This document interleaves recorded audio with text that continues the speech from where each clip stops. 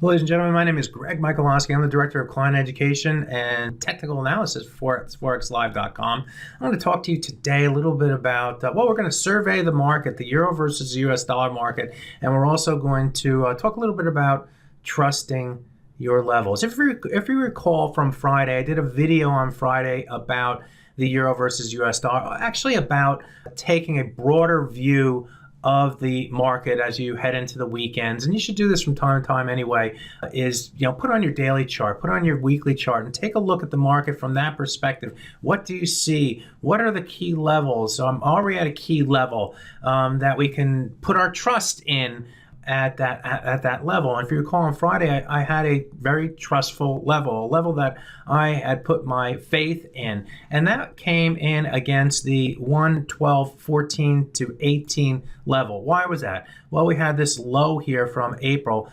This low came in at 112.14 and 17 these 2 days in a row, and then we also had the 50% retracement of this move up from this low right here to this high right here, and that level came in at 112.18. So we had the 14.17, and then we had the 18 level. That was my trust level. That was my level where I said and wrote in the chart that if it goes above, it's more bullish. If it goes below, it's more bearish. Remember that?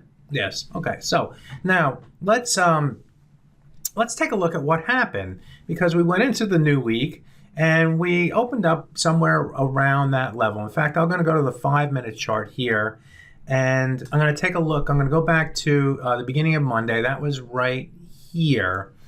I've put in yellow the 14 to 18 level here. You get to see what actually happened at that trusted level. And if we look at it, what do we see? Well, if I were to just take the hour right here and say that the market moved above the 18 level, we saw the price move higher through there. Now, it ended up stalling up there. We couldn't make the new high right here, and so the market came back down. And what did we do then? Well, we moved below the 14 to 18 level, and we started to see more action below that level.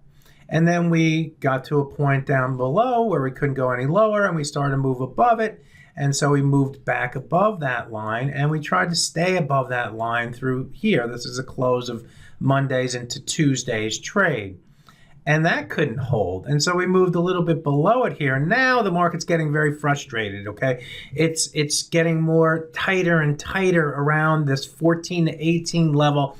Something's got to give. On Monday, we trade a little bit above it. We trade a little bit below it. But it still trusted that level because we didn't trade much volume at all in that area. It sort of reflected to the upside or deflected to the upside and then moved through the downside and went trade to the downside, right? You can see that most of the volume is outside of that 14 to 18 level.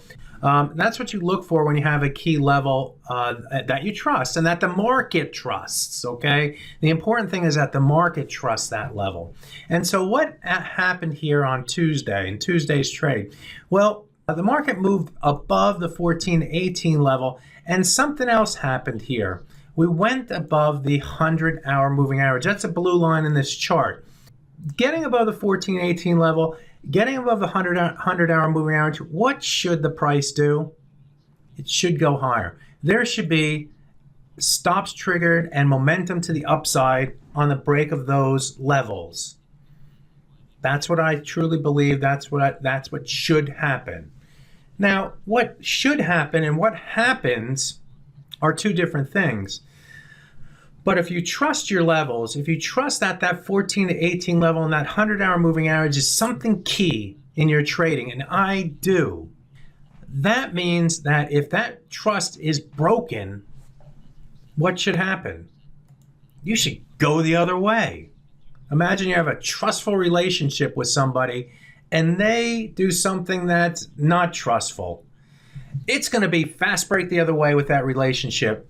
What happens for the euro versus US dollar and the traders in this situation? They took the market and forced it to the downside. In fact, the last thing that they did, just to pour salt in the wounds, was to come up to this 18 level right here, and it said, nope, we ain't going above that level.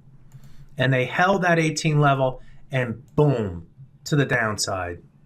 No real news, just selling. It was time to get away. So that whole action through here, this first day and a half of the week, was about trying to figure out which way it wants to go away from this 14 to 18 level. Try it to the upside, try it to the downside, but the trust in that level continued until there was a little distrust, and then the market said, we're going down. We failed on that break to the upside, we're going lower.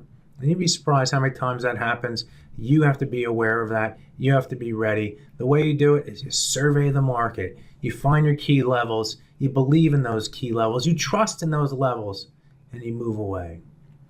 Speaking of trust, all right, let's move a little bit ahead here and take a look at the current market right here. And what do we have here on the top side? We have our blue line that represents the 100-hour moving average. The market is trusting that top side level. If we should break above that level, we should see further upside here for the euro versus US dollar. Those sellers through here, anyone who's still short, who hasn't covered their position down here at the lows would probably look to cover their position and maybe force the market to the upside. Now, why did the market find support here at the 28 level? And for that, you need to survey the market, go to your daily chart again.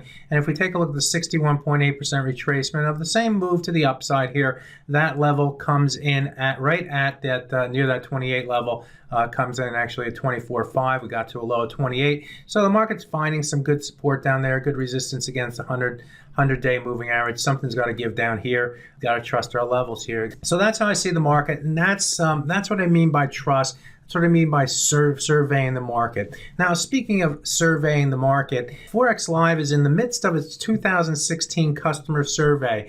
And if you like these videos, if you like what we do here, if you get information from us every single day from our website and you rely on us, come in and fill out your survey, all right? It's your way to say thank you. We have 400 responses so far, which is okay, but it's not great. I know there's a lot more of you out there who listen to us, who benefit from us. So go in, fill your survey out. It only takes a few minutes, and because we want to know about you so that we can help you get better as a trader. And we have other things going on as well. One thing that we're going to be doing going forward, and mark this on your calendar, is put a big circle around June 9th. June 9th, I'm going to give a webinar about trust. This was just a taste of it. We're going to get more into trust in who you trust in what you trust in where you have your trust. And it's going to be a very interesting, unique webinar that I'm really excited about doing. So circle that on your calendar on June 9th. So thank you for your support. Thank you for filling out that survey. Thank you for earmarking June 9th for our special webinar, and we'll be talking to you soon. If you like this video, give me a thumbs up. If you don't like it, give me a thumbs down. My name is Michalowski. Good fortune with your trading. Bye-bye now.